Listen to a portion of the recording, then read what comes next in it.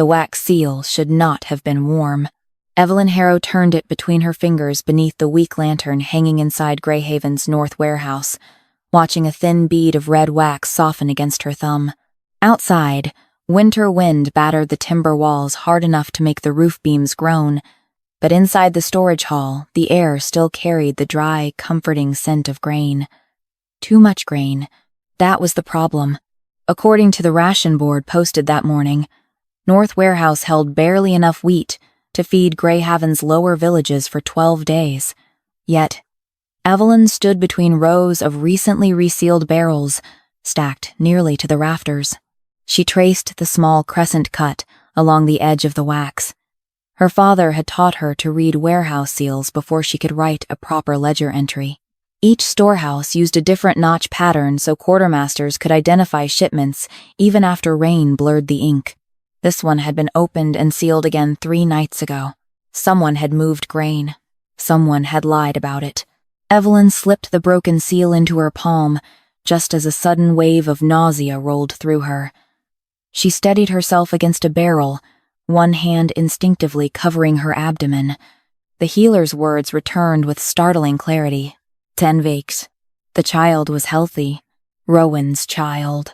Despite everything troubling Greyhaven, the rationing, border raids, arguments among the council, Evelyn had walked out of the healer's cottage smiling. Tonight was the winter solstice feast. Tonight Rowan Voss had promised that the secrecy would finally end. 6 years of knowing him, 2 years of loving him, 8 months since the mate bond had awakened between them. Tonight, he had said, he would stand before Greyhaven and choose her openly. Evelyn closed her fingers around the seal. Whatever was happening inside the warehouse could wait until she spoke with Rowan privately. By the time she reached the great hall, snow had gathered in her dark hair and melted against the shoulders of her worn blue cloak. Music thundered beyond the carved oak doors. Servants hurried past, carrying roasted venison, fresh bread, honeyed carrots, and wheels of hard cheese. Evelyn slowed. Fresh bread. Greyhaven's villages had been ordered to mix ground acorns into flour because wheat reserves were supposedly too low. Yet tonight, the noble tables were overflowing. Something cold settled beneath her ribs. Then the doors opened, and every other thought disappeared. Rowan stood beside the high table, wearing formal black wool trimmed with silver. His dark hair had been combed back from his face, and the ceremonial Alpha heir's clasp gleamed at his throat. Beside him stood Isolde Crest. Evelyn knew her immediately. Everyone did. The Crest family controlled 3 southern grain roads and enough mounted soldiers to decide which packs survived a border war. Isolde wore pale gold velvet, her red-brown hair braided beneath a silver circlet. One hand rested lightly on Rowan's arm. Not accidentally. Possessively. Rowan saw Evelyn. For one heartbeat, the confident mask slipped. Guilt. Real guilt. Evelyn almost wished she had imagined it. Rowan lifted his goblet. "Greyhaven," he called. Conversation died. "Our winter has demanded hard choices. The Crest Alliance guarantees grain, cavalry, and secure southern passage. Tonight, I am honored to announce that Isolde Crest has agreed to stand beside me as Greyhaven's future Luna." The hall erupted. Evelyn heard none of it. The mate bond tightened inside her chest, sharp enough to steal her breath. She turned toward the doors.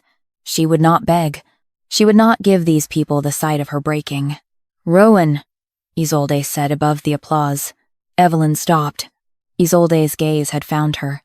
"There appears to be someone leaving before the toast." The cheering faded. Rowan's jaw tightened. "Evelyn." He said her name like a warning. Every face turned. Evelyn looked at the man, who had once sworn she would never have to stand alone before this court. Apparently, tonight he intended to test that promise. "You told me tonight would be different," she said. Rowan descended 1 step from the dais. "This is neither the place nor the time." "No. You made it the place when you announced another woman as Luna." A murmur moved through the hall. Isolde's expression sharpened. Evelyn drew one careful breath. "I am carrying your child." Silence struck harder than shouting. Rowan went completely still. His eyes dropped toward her stomach, then rose again. Evelyn saw the battle inside him. For one terrible second, she believed he might choose differently. Then Isolde removed her hand from his arm. "My father should hear about this," she said quietly. That decided him. Rowan's face closed. "There was no formal mating agreement between us," he said. Evelyn stared at him. "Rowan, you mistook a private attachment for something greater." Pain cut through her so cleanly she almost laughed. "You felt the bond." His eyes flashed. "Enough." The Alpha command rolled through the hall. Several servants lowered their gazes. Evelyn remained standing. Something else had changed in Rowan's expression. Fear. Not because of the child, because Evelyn's hand had moved toward the pocket of her cloak. She understood. So did he. "If Greyhaven is truly starving," Evelyn said, "why were the North Warehouse reserves resealed 3 nights ago?" Rowan became utterly still. Isolde looked between them. "What does she mean?" "Nothing," Evelyn continued. "The ration ledger says those stores are nearly empty." Evain. "But they are not." Rowan descended the remaining steps. When he spoke again, his voice was cold enough to freeze the hall. "Evelyn Harrow, you entered restricted stores without authority, disrupted a formal alliance announcement, and challenged the emergency provisions of Greyhaven before witnesses. You know that is not why you are doing this. Under the Crown's winter emergency decree, I revoke your pack privileges effective immediately." Gasps spread through the room. Evelyn felt the first, tearing pain of what was coming.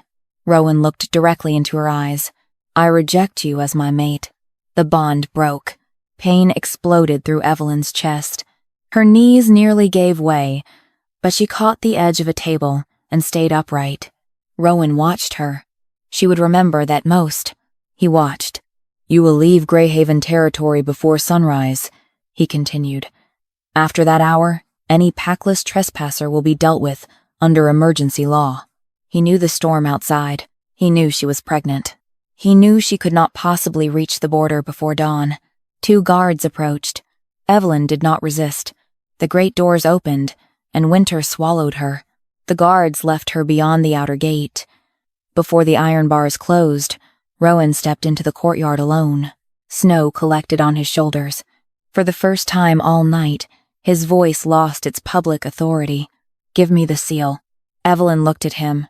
Not the child, not the bond, not even goodbye. "The seal. I don't have it." His eyes narrowed. "You were in North Warehouse, and you just told an entire hall I imagined everything between us. Perhaps you imagined seeing me there, too." For a moment, the Rowan she had loved looked back at her. Then he disappeared again. The gate slammed shut. Evelyn stood alone beneath the falling snow. She pressed one hand over the small life inside her. With the other, she reached beneath the torn inner seam of her cloak. Her fingers closed around the hidden wax seal. Whatever Rowan Voss had buried inside Greyhaven's winter stores, he had just proved it was worth more to him than the woman carrying his child. The first mile nearly killed her. Evelyn kept moving because stopping felt too much like surrender. Snow pushed against her boots and filled the hem of her dress. The rejection had left an erratic pain beneath her ribs, constant enough to remind her with every breath that something sacred inside her had been torn apart. She refused to think about Rowan. She thought about the child. One step, then another. The eastern road would have been faster, but Rowan's guards used it through the night. If they changed their minds about letting her leave, she would have nowhere to hide. So Evelyn turned north, toward Whisperwood, where the trees broke the wind. Her father had once taken her there during autumn hunts. 3 miles beyond the old boundary stones stood an abandoned charcoal burner's hut.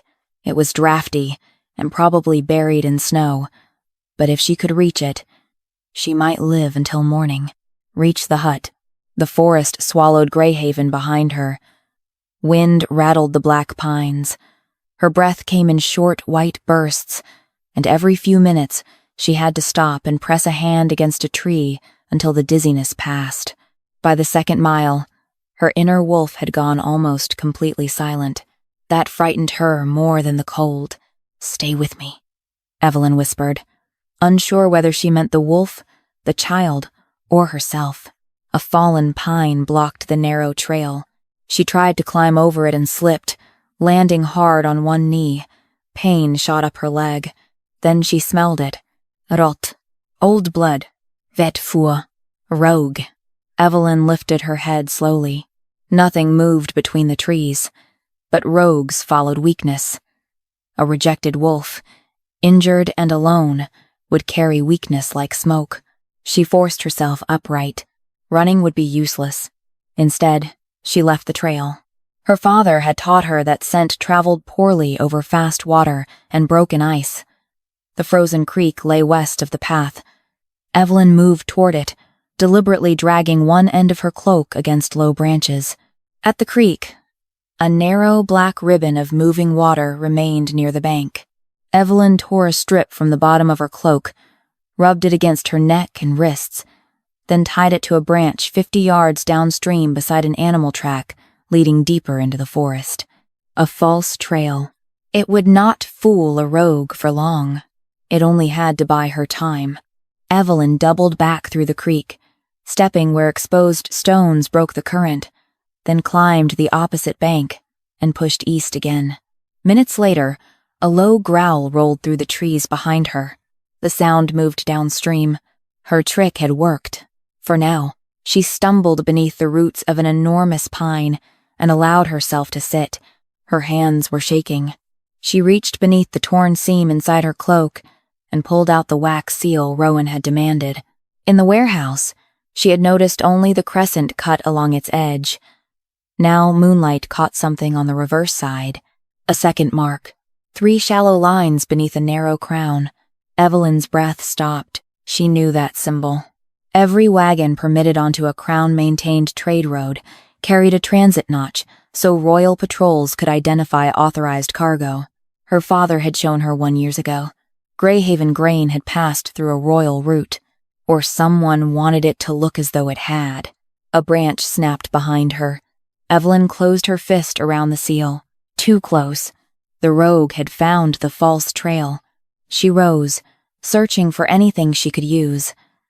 Her fingers closed around a broken branch half buried in snow. She pulled it free and backed against the pine. Yellow eyes appeared between the trunks. The rogue stepped into view, gaunt and enormous, its gray-brown fur clumped with ice. It lowered its head and exposed its teeth. Evelyn tightened both hands around the branch. The wolf advanced. She did not run. "Come on, then," she whispered. The rogue crouched. Then, a sharp whistle cut through the forest. Accoutrement. The rogue froze. A second whistle followed, lower and shorter. Military pattern. Its ears flattened. Something black moved between the trees. A wolf nearly twice the rogue's size stepped into the clearing, silent despite the snow. Its coat was black from muzzle to tail, its shoulders broad enough to reach Evelyn's chest. The rogue gave one uncertain snarl. The black wolf did not answer. It simply moved between Evelyn and the rogue. That was enough. The rogue turned and vanished into the trees. Evelyn sagged against the trunk. The black wolf looked back at her. Moonlight flashed across a narrow iron band fastened around its left foreleg. Stamped into the metal was the crowned wolf of Frostmere, the mark of the Royal Hunt Guard. The black wolf did not come closer.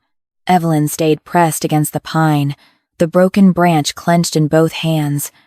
Her arms trembled from cold and exhaustion, but she kept the sharpened end pointed toward him. The iron band on his foreleg bore the crowned wolf of Frostmere, Royal Hunt Guard. That should have reassured her. It did not. Greyhaven had used crown law to cast her into the storm.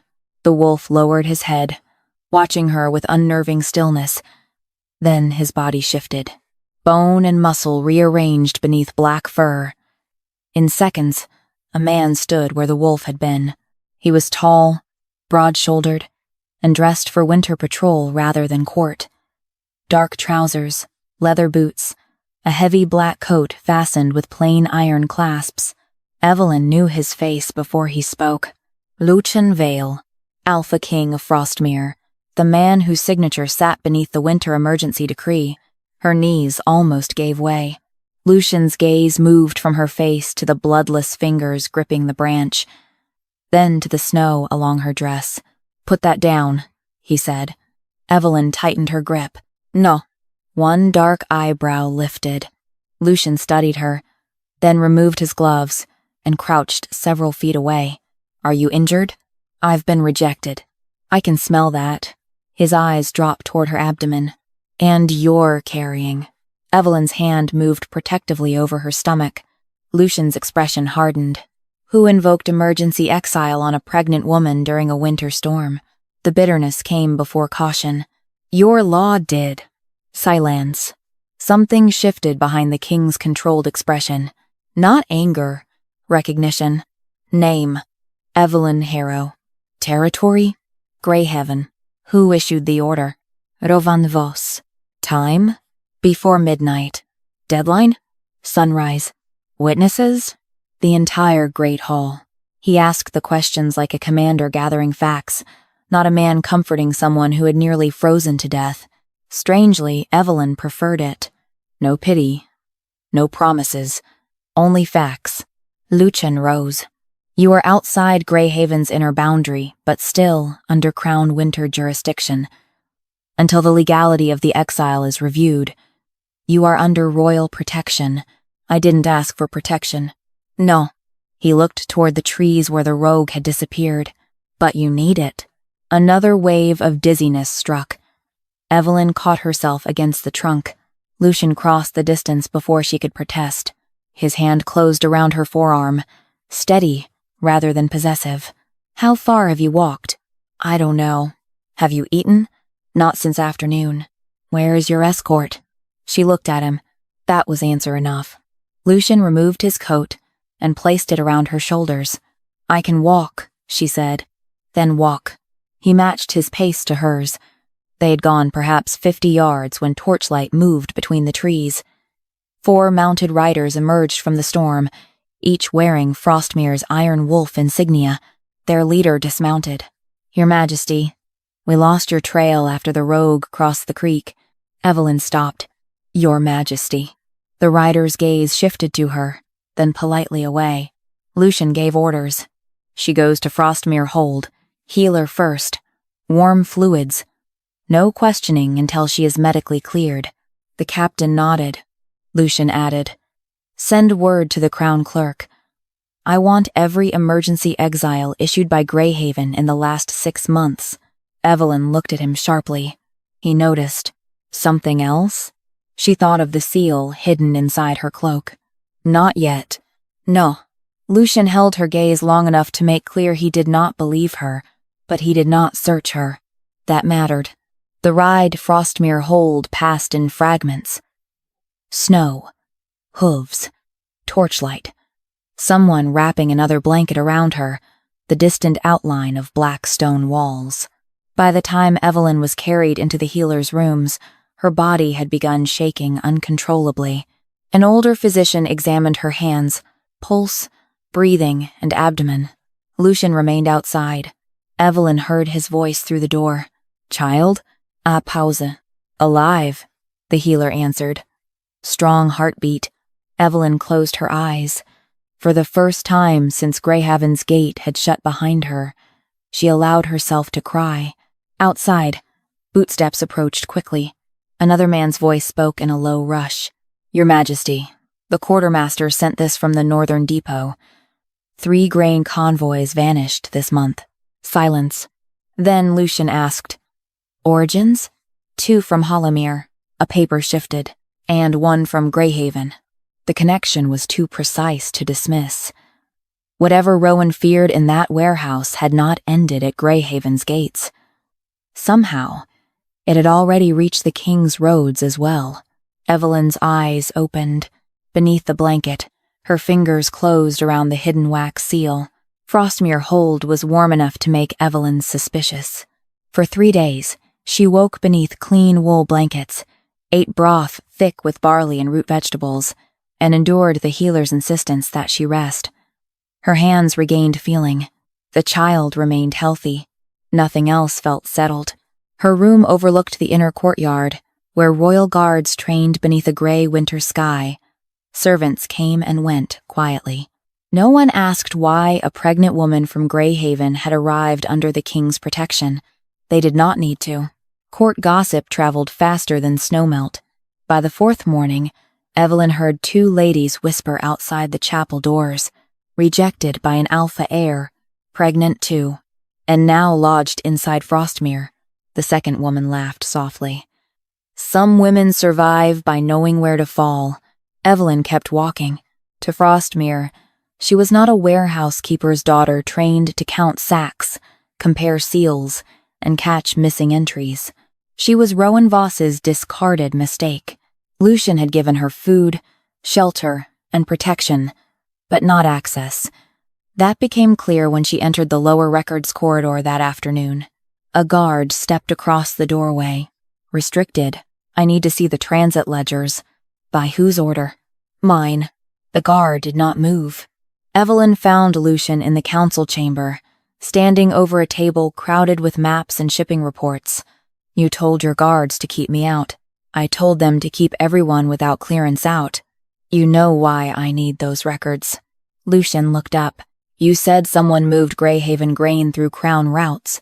You have not shown me proof. I showed you the pattern. You described a pattern. Evelyn's temper sharpened. I nearly froze to death because Rowan wanted the seal I found. That makes the seal important to Rowan. It does not make your interpretation correct. She stared at him. You think I'm lying. I think you are frightened, recently rejected, and personally involved. None of those things make you dishonest. They also do not make you reliable enough to bypass Crown procedure. The words stung because they were measured. So I am protected, but not trusted. Correct. Lucian's expression did not change. Protection does not make you trusted. Evelyn stepped closer. Then don't confuse your protection with my obedience. Something almost like approval flickered across his face. He reached into a drawer and placed 3 broken wax seals on the table. Prove it. One was green, one red, one black. No ledgers? No hints. Evelyn picked up the green seal. Southgate Granary. The red seal had 3 cuts. The middle one slightly angled. Royal Cavalry Depot. The black wax took longer. Old Eastern Reserve House, not the current one. Lucian glanced toward a clerk beside the wall. The man checked a register. All 3 correct, Your Majesty. Lucian pushed the seals toward Evelyn. Again. This time, the clerk brought 6. Evelyn identified 5 quickly. The 6th stopped her. A gray wax fragment carried a narrow crown mark along the reverse side. It looked almost identical to the mark hidden inside her cloak. Almost. Evelyn held it to the window. The crown notch is wrong. The clerk frowned. That came from an authorized convoy. No. The mark is too close to the edge. Lucian moved beside her. How close? About a thumbnail. He handed her a knife. Evelyn measured the distance against the blade. The royal die presses inward from the center. This was cut after the wax hardened. The room went quiet. Lucian took the fragment. So someone copied a crown transit mark, or wanted local cargo to pass as royal. He studied the wax. Where is your Greyhaven seal? Evelyn's hand moved toward the inner seam of her dress. Lucian noticed. She hesitated, then removed the hidden fragment and placed it on the table. The false crown marks matched. For the first time since Greyhaven's gate closed behind her, suspicion left Lucian's face. It was replaced by something more dangerous. Interest. The clerk reached for the convoy register. Pale. One of the missing shipments had carried the same gray wax. Lucian closed the book beneath his palm. From now on, he said, you work with a neutral crown clerk. Nothing leaves custody. The neutral clerk assigned to Evelyn was named Samuel Reed, a narrow-faced man with ink on 3 fingers and the patience of someone accustomed to being blamed for other people's mistakes. He met her in the Crown Archive before sunrise. On the table waited 6 convoy ledgers, 3 sealed evidence boxes, and a brass lamp. Lucian stood at the far end of the room. "No private handling," he said. "Every seal is opened in front of Reed. Every page is logged before you touch it. If we find something, it survives court scrutiny." Evelyn nodded. That mattered more than his trust. For the first time, careful procedure felt like protection. They began with the 3 missing grain convoys. The first had left Hollowmere and vanished near an eastern crossing. The second had been reported stolen by rogues. The third came from Greyhaven. According to the ledger, Greyhaven's shipment departed North Warehouse 12 days before the winter solstice feast. Evelyn froze. "That's impossible." Reed looked up. "Why?" North Warehouse was listed as nearly empty by then. She turned the page. The convoy carried 60 sacks of winter wheat. Destination: Frostmere Northern Depot. Status: lost en route. Evelyn studied the wax impression copied beside the entry. False crown notch. Same pattern. She checked the departure seal number against Greyhaven's warehouse register. The number existed, but it belonged to a shipment of lamp oil. Someone had reused a legitimate seal number to create false grain papers. "That proves fraud," Reed said carefully. "Not who ordered it." "I know." Evelyn kept reading. The convoy master's report stated the wagons had been attacked near Black Pine Pass. No bodies recovered. No damaged wagons found. No grain recovered. Too clean. She searched the surrounding dates. Then she saw it. 2 days after the convoy supposedly disappeared, a toll station south of Greyhaven recorded 6 heavy wagons returning west. No cargo description. No merchant name. Only a wheel weight classification. Evelyn pulled the toll ledger closer. "These are the same wagons." Reed frowned. "You can't know that. Look at the axle notation." The convoy record listed 2 reinforced rear axles because Greyhaven used older mountain carts. The tollkeeper had marked the same defect. Double-bound rear wheels, iron brace on wagon 4. Reed's expression changed. Same number of wagons, same wheel pattern, same route distance. Lucian came closer. So the grain convoy was never lost. Not where the report says. Evelyn traced the route with one finger. It went east, disappeared on paper, then came back toward Greyhaven. Reed opened another ledger. The destination page is missing. Not torn recently, cut cleanly from the binding. Lucian's jaw tightened. "Can we prove who removed it?" "No," Evelyn said. He looked at her. She continued. "But we can prove someone falsified the route and reused a warehouse seal number." Lucian nodded once. "Enough for an inquiry. Not enough for an accusation." That distinction reassured her. He was not trying to give her the answer she wanted. He was trying to make the answer hold. By noon, a formal inquiry had been opened. That evening, Evelyn could not sleep. She found the lower kitchen empty, except for a banked fire and a pot of broth. Lucian entered while she was pouring herself a cup. Neither spoke for a moment. Then he said, "The decree Rowan used against you carries my seal."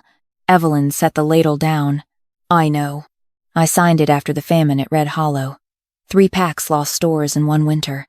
Alphas needed authority to move people quickly. And now one used it to exile a pregnant woman before dawn." Lucian looked into the fire. "I thought the safeguard language was enough."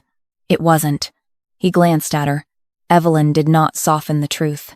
A bad law doesn't become harmless because the man who signed it meant well. Silence stretched between them. Then Lucian gave a small nod. "No, it doesn't." A knock struck the kitchen door.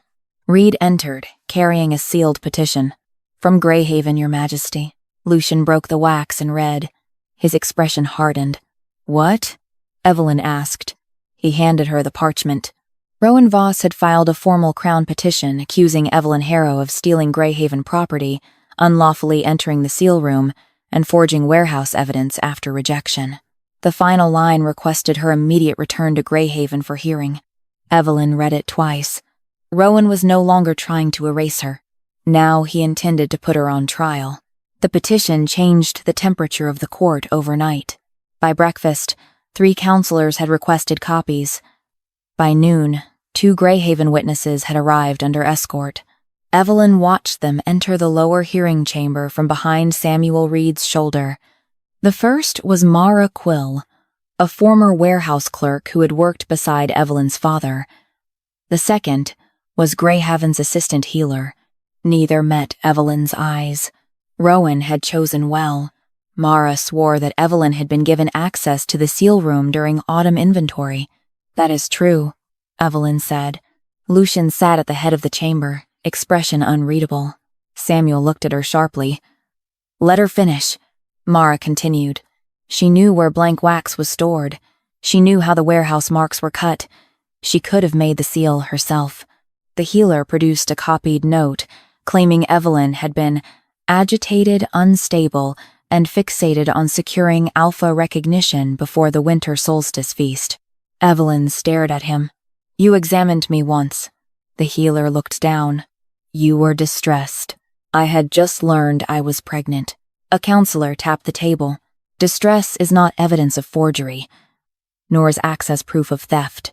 Evelyn was not relieved, because Rowan did not need to prove her guilty yet. He only needed to make her uncertain enough that every fact she offered looked personal. Samuel opened the evidence register.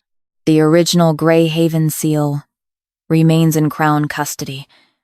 No one handles it without 2 witnesses. One counselor leaned back, yet the accused had possession of it before arriving here. Lucian's gaze moved to Evelyn.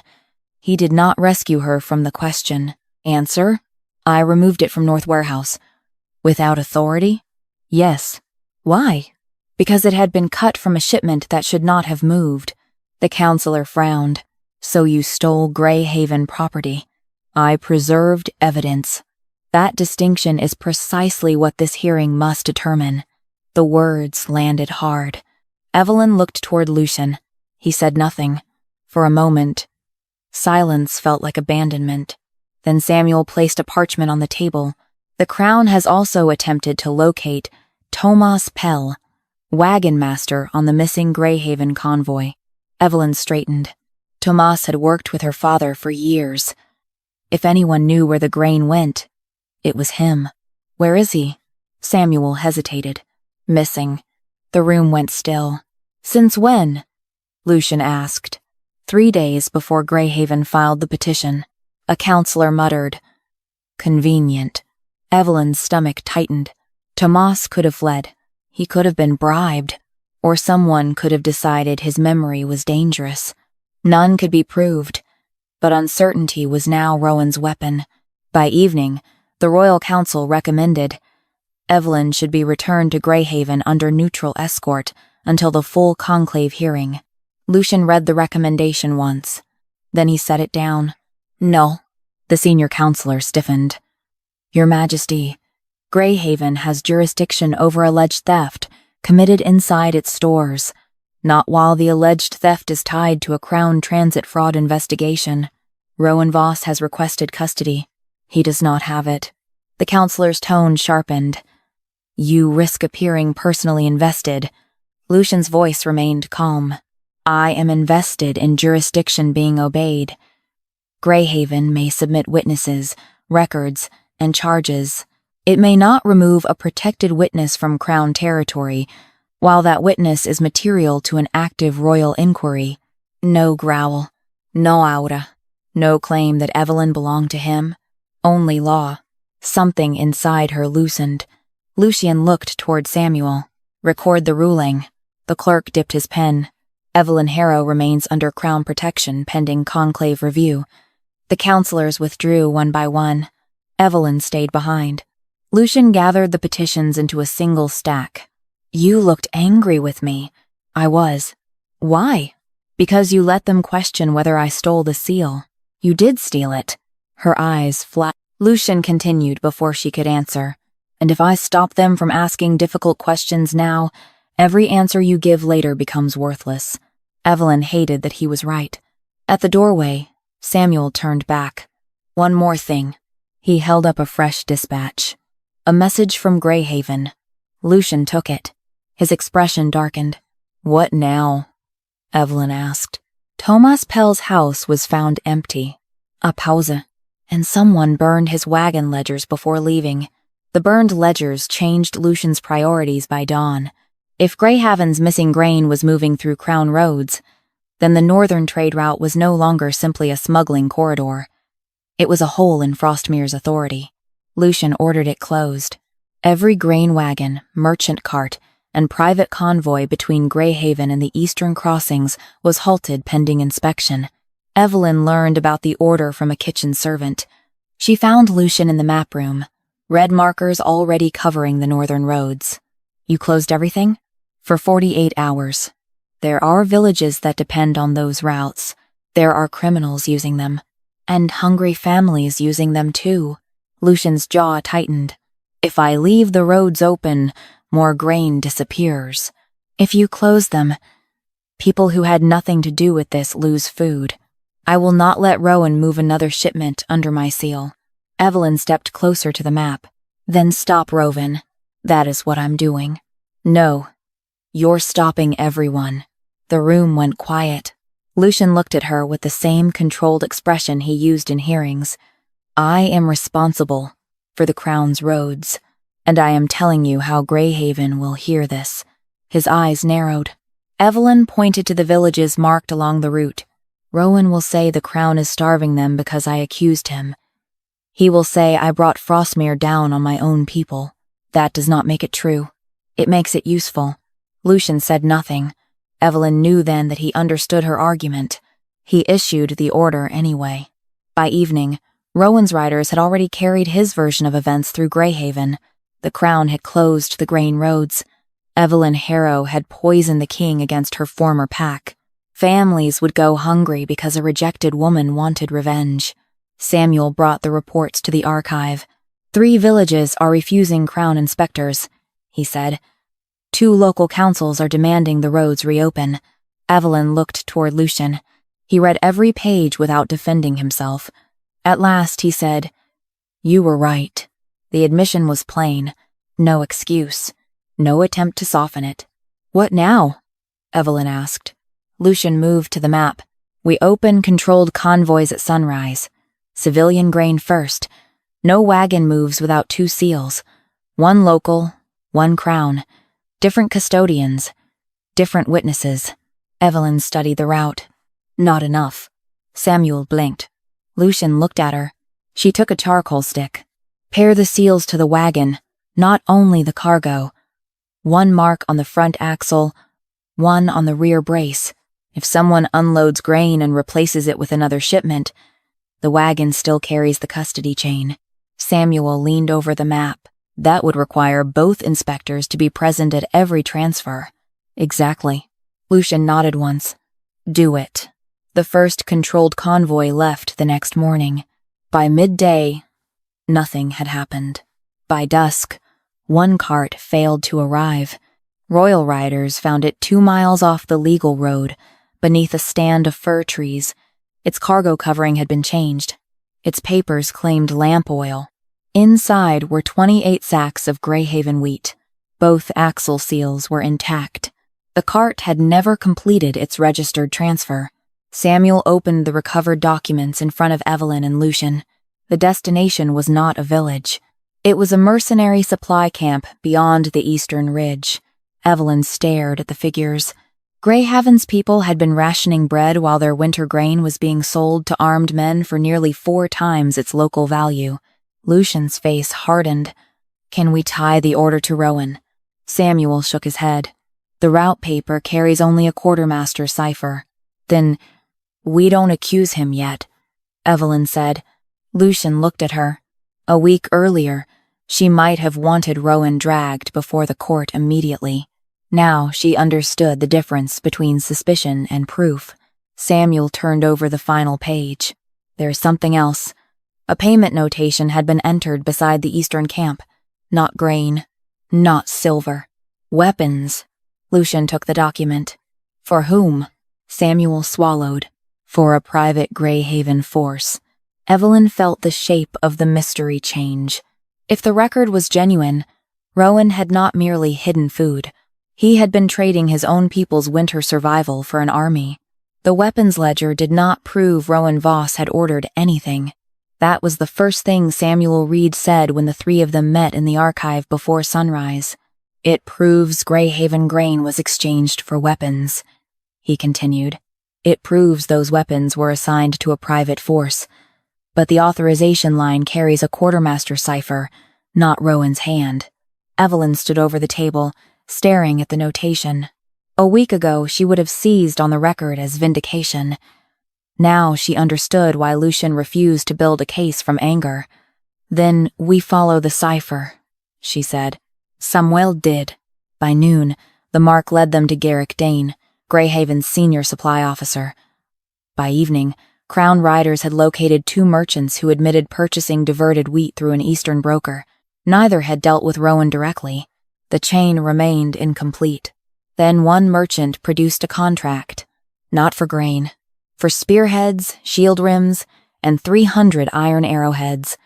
The buyer was listed as the Greyhaven Winter Guard. Evelyn frowned. Greyhaven does not have a winter guard. Lucian looked toward Samuel. The clerk searched another register. No authorized unit by that name. The room fell silent. Evelyn thought back to the feast. Rowan had spoken about war, survival, cavalry, and the Crest Alliance. He had made every compromise sound necessary. But this was not preparation for a pack's defense. It was preparation for a force the pack did not officially know existed. Over the next 2 days, the pattern emerged. Grain had been removed from Greyhaven's reserves, declared missing, and sold through Eastern brokers. The silver never returned to the public treasury. Instead, it bought weapons, horses, and contracts with mercenary trainers. Samuel found 3 payments routed through estates controlled by men personally loyal to Rowan. Still, Lucian refused to call it treason. Not yet, he said. Evelyn had begun to recognize those words as part of him. Not until the facts could survive challenge. The breakthrough came from Isolde Crest. Her letter arrived under private seal. She requested immunity from prosecution for providing records belonging to her father's trade office. Lucian read the request twice. What does she want? Evelyn asked. To protect House Crest from Rowan's private military scheme. Isolde had known her marriage brought grain roads, cavalry rights, and political influence. She had not known Rowan was stripping Greyhaven's reserves to build an armed faction. Her father, however, had suspected enough to keep copies of unusual contracts. Those copies gave Samuel the missing timeline. The grain diversions began months before Rowan announced a winter shortage, before the rationing, before the Crest engagement, before Rowan told Evelyn he had no choice. That hurt more than she expected, so the shortage did not force him into the alliance. No, Samuel said, quietly. He created part of the shortage himself. Lucian dismissed the clerk. When the door closed, Evelyn remained beside the table. For months, she had tried to understand Rowan's choice in the Great Hall. Some part of her had clung to the possibility that he sacrificed them because Greyhaven truly stood on the edge of starvation. That explanation had been ugly, but at least it had been an explanation. Now even that was gone. He didn't choose Greyhaven over me, she said. Lucian said nothing. He chose what he wanted Greyhaven to become. Then he made everyone else pay for it. Lucian moved closer, but stopped before touching her. You were never the price of saving that pack. Evelyn looked at him. No. For the first time, the word felt clean. I was the person he decided was easiest to spend. That evening, Lucian found her on the western wall overlooking the snowbound valley. The conclave is in 4 days, he said. Rowan will be summoned. I know. Whatever happens at the hearing, you and your child may remain in Frostmere. She searched his face. As what? As yourselves. No debt? No. No mating obligation? His jaw tightened slightly. No. And if I choose to leave? Lucian's answer came without hesitation. I will give you guards, money, and transport, as far as you ask. Something inside Evelyn shifted. Rowan had once called possession love. Lucian, with more power than Rowan had ever dreamed of holding, was offering her a door. And you would let me go? I would dislike it. The honesty caught her off guard. But yes, for the first time since the winter solstice feast, her future did not feel like something another person had already decided. This time, Evelyn would meet him with more than grief alone. Below them, bells sounded from the eastern gate. Samuel appeared moments later carrying a sealed response. From Greyhaven. Lucian opened it. Rowan Voss would attend the winter conclave, and he was bringing Isolde Crest with him. The winter conclave filled Frostmere's great hall before noon.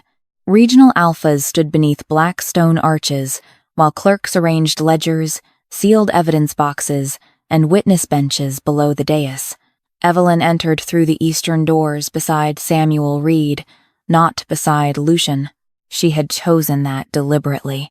Her gown was dark blue wool, formal but unadorned. No crown, no royal jewels, no mark claiming she belonged to anyone. Across the hall, Rowan Voss went still. For one heartbeat, the room disappeared from Evelyn's mind. She saw Greyhaven again. Firelight, Isolde at Rowan's side. Every face turned toward the woman he had decided could be sacrificed. This time, Rowan was the one being watched. Isolde stood several feet away from him.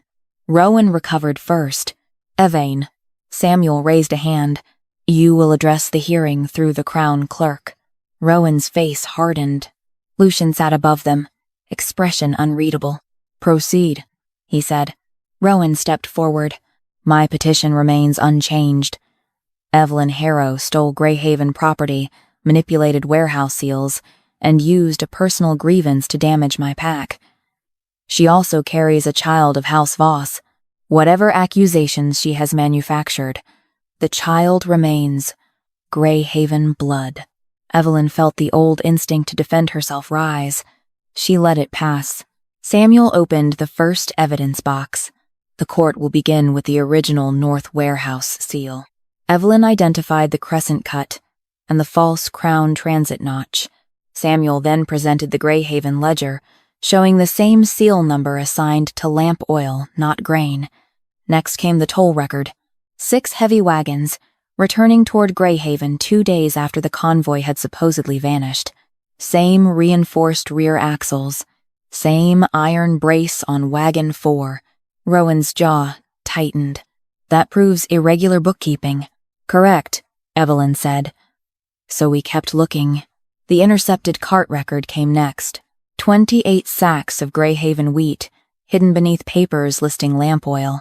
Then the payment notation. Grain, sold east. Weapons purchased in return. A murmur moved through the hall. Rowan turned toward Lucian. You are allowing a rejected woman to build treason from merchant scratches? Lucian did not raise his voice. You will address the clerk. Samuel produced the Crest trade copies. Dates. Payments. Mercenary training contracts. The first diversion had occurred months before Greyhaven announced its shortage. Isolde finally spoke. My father suspected unauthorized trade. He kept duplicate contracts. I did not know Rowan was funding a private force when the alliance was negotiated. Rowan looked at her with open disbelief. You gave them Crest records? I gave them records. You assumed no one would compare. Samuel called the next witness. Thomas Pell entered through a side door. Evelyn's breath caught. He looked thinner than she remembered, but alive. Rowan's face changed. For the first time, fear showed plainly. Thomas testified that Rowan's senior quartermaster had handed him sealed routing instructions, directing Greyhaven grain away from the northern depot. Did Rowan Voss give you those orders personally? Samuel asked. No. Did you see him write them? No. The room quieted. Samuel nodded. Thank you. Then the quartermaster was brought forward. Garrick Dane stared at the floor. while the ledgers, contracts, and routing slips were placed before him. For several long seconds he said nothing. Finally, he whispered. Rowan ordered the diversions. The hall erupted. Rowan stepped forward. We were preparing for war, Lucian Rose, by starving villages you claimed to protect. You signed the emergency decree, Rowan shouted. You gave us the authority to act when survival required it. Silence fell. Lucian descended one step. Yes, he said. The answer unsettled the room more than denial would have. I signed it. I believed local alphas needed speed during famine. I failed to account for how easily emergency authority could be turned against those without rank. His gaze moved briefly to Evelyn. The decree is suspended effective today, pending full review. Rowan laughed bitterly. So now you rewrite law because she shares your bed? Evelyn stepped forward before Lucian could answer. No. Every eye turned toward her. You did not lose me because you chose Greyhaven. Rowan stared at her. You lost me when you decided I was the person Greyhaven was allowed to sacrifice. His expression twisted. Everything I did was to make Greyhaven strong enough for our child. Our child was inside me when you sent me into a blizzard. Rowan had no answer. Samuel read the ruling. Rowan Voss was stripped of succession authority pending tribunal for diversion of winter reserves, fraud involving crown roots, and creation of an unauthorized armed force. Greyhaven would pass temporarily to a neutral council. Then Samuel held out his hand. Your signet. Rowan looked down at the silver Alpha Heir's ring on his finger. Evelyn remembered snow collecting on his shoulders outside Greyhaven's gate. Give me the seal. Now. An entire conclave watched as Rowan slowly removed the ring. He placed it in Samuel's palm. The sound of silver touching wood was almost nothing. To Evelyn, it sounded exactly like a gate closing. 3 weeks after the conclave, the first wagons returned to Greyhaven carrying wheat.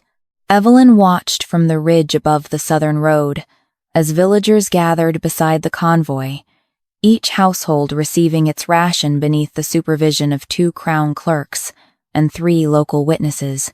Old men stood in line, with empty grain sacks beneath their arms. Greyhaven had not been punished for Rowan's crimes. That mattered to her. A neutral council had taken temporary control of the pack. Samuel Reed remained another week to establish the new paired seal system before returning to Frostmere. Rowan, meanwhile, had been transferred to a crown tribunal. His guilt would not be decided by a public humiliation or an angry king. The records, witnesses, contracts, and diverted reserves would decide it. Evelyn preferred that. She had learned the difference between revenge and consequence. A messenger found her near the Old North warehouse. Lady Harrow, the council is ready. Inside, 6 representatives waited around the same long table where her father had once balanced harvest figures by candlelight. The senior counselor rose. Greyhaven needs someone who understands the stores, the villages, and what failed here. We would ask you to remain as provisional warden. Evelyn looked around the room. Months ago, the offer might have felt like justice. Now it felt like another life prepared for her. No. The counselors exchanged surprised looks. Evelyn placed a hand on the table. You do not fix a system built around one bloodline by finding a better bloodline to stand above it. Choose your quartermasters publicly. Rotate witnesses. Publish reserve numbers monthly. Make it harder for any one person to hide what belongs to everyone. The senior counselor studied her, then slowly nodded. What will you do? For the first time? Evelyn smiled. I haven't decided yet. When she returned to Frostmere, Lucian was waiting in the lower council chamber. A document lay open before him. The decree? She asked. The old one is gone.